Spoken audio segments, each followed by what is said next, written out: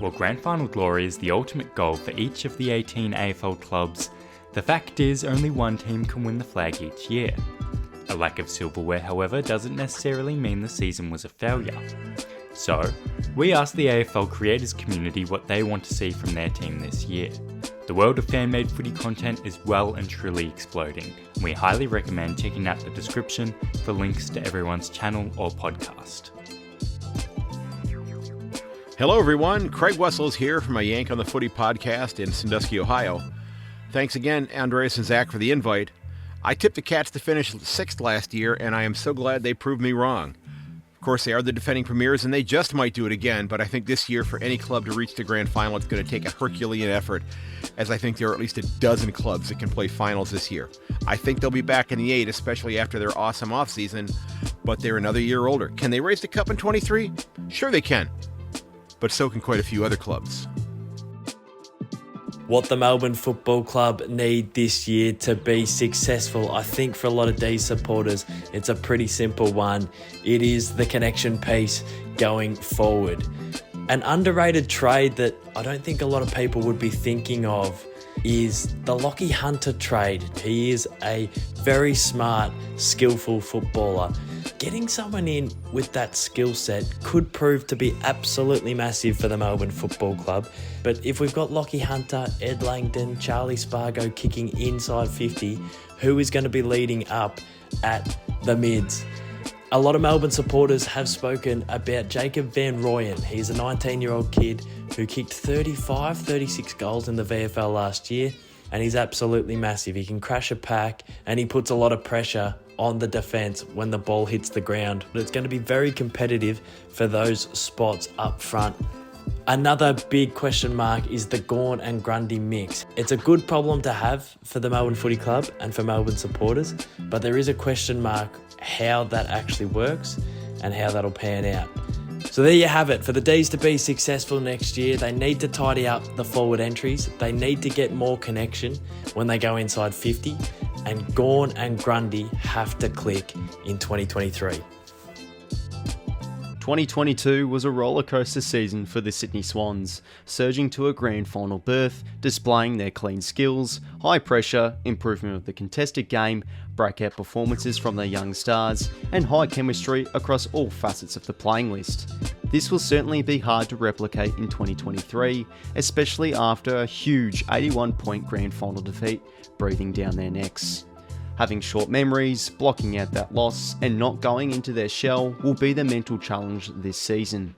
Though their side might be still very young and skillful across many areas, their veterans such as Mills, Parker, Rampy, and even the experience of John Longmire will be key to get the ball rolling steadily and to have another crack at footy's greatest prize this year. The 2022 season ended in heartbreak, a 1-point loss to Sydney, 1 point short of a grand final. In 2023, the pass mark is another top 4 finish, but instead of going 1 further, let's go 2 further and bring home that 16th premiership. Destiny is in our hands. Our time is now. Let's make it count. The Dockers knocked on a door far higher than what was expected of them in 2022. Their back six were among the best in the competition, with guys like Luke Ryan, Hagan Young, Heath Chapman and Brennan Cox primed to take their games to an all-Australian level. The engine room of the Dockers couldn't be disputed either. Andrew Brayshaw battling for Brownlows at 23 years of age, Caleb Sarong maturing before our eyes, Will Brodie reviving his career under Justin Longmuir, and the sparkling new addition of Jager O'Meara from the Hawks. Despite all of these resounding positives, there are questions regarding 2 things. Number 1, the outs. Losing Griffin Logue puts the back and forward depth under pressure, as well as Blake Acres being a vital part of our best 22. The second question is the ability to score. In the key position role, it is almost a blessing that Luke Jackson has arrived to fill the void in a lot of forward areas lacking depth and quality. I would call top 4 and a significant improvement in their scoring a pass mark for 2023. After many began to write off Brisbane at the end of last year, the Lions surprised the competition with big final scalps against Richmond and Melbourne. After strengthening an already firing midfield with the additions of number 1 pick Will Ashcroft and Josh Dunkley, the Lions' engine room could be one of the most dynamic in the league next year. Around the ground, returning free agent Connor McKenna will add a welcome injection of pace, but it could be the premiership experience of Jack Gunston that not only fills the void left by Daniel McStay, but adds valuable leadership and maturity to a previously underachieving list. After 4 top 6 finishes in 4 years, they'll be hoping the team is finally mature enough to reach their potential and win a flag under Chris Fagan this year. In 2022, Richmond were unable to string together consistent four-quarter performances and allowed teams to play good football against them for far too long. This resulted in a wave of last-minute losses and, ultimately, their undoing in the elimination final against Brisbane.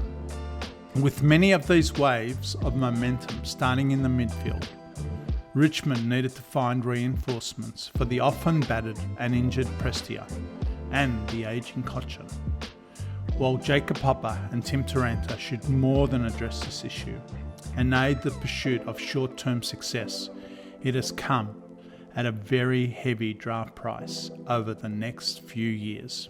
To be successful in 2023, Richmond must win the premiership. And for sustained success, they need to continue to develop their younger players as a handful of retirements loom. The Western Bulldogs. There would be a lot of teams who would give an arm and maybe a leg for the Dogs list, but last year proved that personnel doesn't mean anything when the system isn't quite right. Ever since the departure of assistant coach Ashley Hansen, the support network around Luke Beveridge appears weakened, and the on-field tactics just aren't holding up. Finding a balance with their tools with the injection of Rory Lobb and creating a way to fix their horrific transition defence are some of the looming problems that the coaching network need to address. If the Dogs get it right with that list, they should be top 4 without breaking a sweat. But if they get it wrong, they're a very good chance of missing the 8.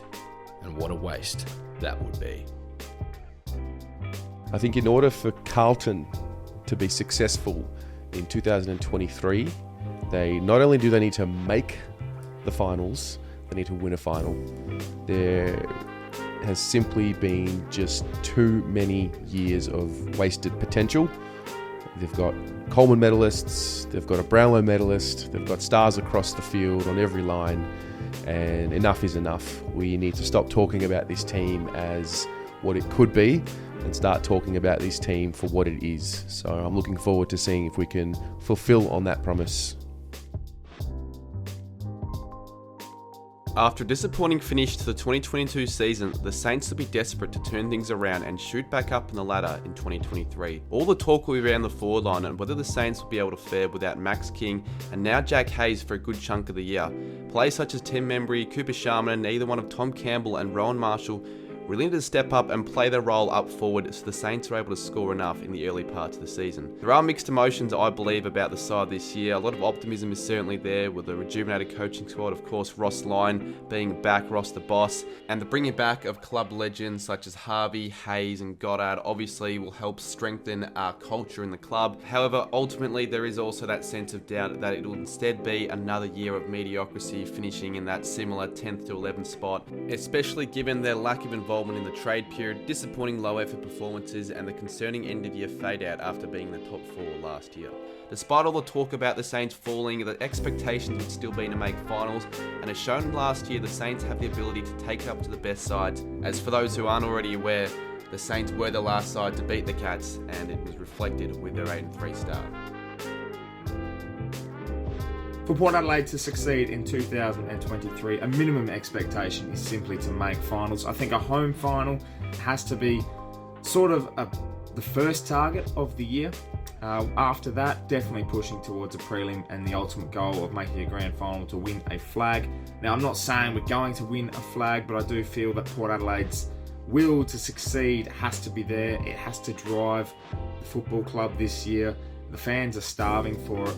Ken Higley's job's on the line, and if he is to continue on at Port Adelaide after 2023, a flag has to be accumulated, and it's going to be a massive challenge for Port, but overall, definitely something that has to be worked towards. So hopefully, that's what happens in 2023.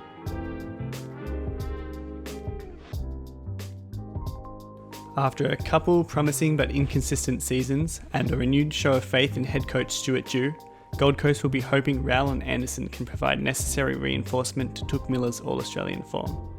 While internally, the Suns will be dying to make their first final series, the reality of the competition for spots in the middle of the ladder means that this will be far easier said than done. With the return of Ben King, the playing group need to confirm the talent is there and continue heading towards Gold Coast's first final appearance with a top 10 finish. After finishing 13th, the Hawks proceeded to offload a large chunk of their mature age talent to other clubs. At a time of significant change for the club, Sam Mitchell has been honest about his intention to rebuild Hawthorn's list. The Hawks will need to continue getting games into young prospects, establishing their on-field brand with Mitchell and new captain Sicily, and further solidify the club's vision under new president Andrew Gowers. As far as win-loss goes, if they can replicate their 8 wins from last year, including a couple of upsets, it should keep fans content they're on the right track. Season 2023 is all about growth and development for the mighty Crom. 2022 was a mix of stirring wins and losses where the effort just wasn't there. If the Crows can close the difference between their best and worst performances and continue having their kids get better, then it isn't unfair for Crows fans to dream of a September appearance. But most would just be happy with an improvement on the 8 wins from last year. If Essendon win more than 5 games, I'm calling 2023 a success. The young talent is on its way, adding pick 5 Satars as well as the Davey twins to an already stacked group of youngsters should make any Essendon fan excited for the future. But the talent is still there. BNF winner 2-metre Peter Wright, workhorse Zach Merritt, future All-Australian Jordan Ridley, and the GOAT Jake Stringer. First-year coach Brad Scott would need to eke absolutely everything out of this list, but a late run for the 8th spot is not completely out of the question. Go Footy. The equation for GWS is simple. They need more goals. They ranked bottom 3 for points scored in 2022 with just 2 players, Toby Green and Jesse Hogan, averaging more than a goal a game, and they only played 15 and 18 games respectively. Luckily, they have the long-term answer for this in number 1 pick Aaron Cadman, but he won't be of much use in 2023. But the Giants were also bottom 3 in inside 50s, so they're not even giving their forwards a chance. New coach Adam Kingsley has preached the return of the Orange Tsunami, and has even turned down the option of an extra pre-season game to keep his game plan a secret. If the Giants play with more flair both through the midfield and up forward, they could rise back up the ladder. West Coast. Well, all the wheels fell off for the Eagles in 2022, and as a result, all signs point to a genuine rebuild of the list in 2023 and beyond. While some bad luck with injury and COVID took its toll, the club has openly signalled its intent to turn over the list with youth through the draft. As such, success isn't predicated on wins and losses this season. Rather, the focus will be on exposing some of the talented youth now on the list, as well as developing a game plan more conducive to winning games long term. That being said, a ladder position in the bottom 4 would likely be considered an unsuccessful season. Hello to the Footy A2Z audience. My name is Reese, otherwise known as Northie. I know the creativity of the name isn't outstanding, but neither has North Melbourne's play over the last 2 years. With back-to-back wooden spoons now marking an all-time low period in our history, season 2023 has many supporters looking on the bright side of what could be a big step in our rebuild. While losing our first pick of 2021's draft may not be helpful, we bring in 2 more promising young guns in Harry Sheasel and George Wardlaw, along with 2 ex-Dockers in Logan Tucker. All this change without mentioning the biggest change moving into 2023, as Alistair Clarkson will be manning the helm of what looks to be the shaping of what this club could look like in its hopefully much more successful years. Although it's been a real rough couple of years for us Roo fans, surely it can't get worse from here. However, change, as most supporters of rebuilding clubs will know, takes time. So getting ourselves out of the bottom 4 is our goal for this season, with a push for fringe finals positioning being the most optimistic outcome. What do you want to see your team achieve this year? Let us know in the comments, and remember to like, comment and subscribe for more footy content this year.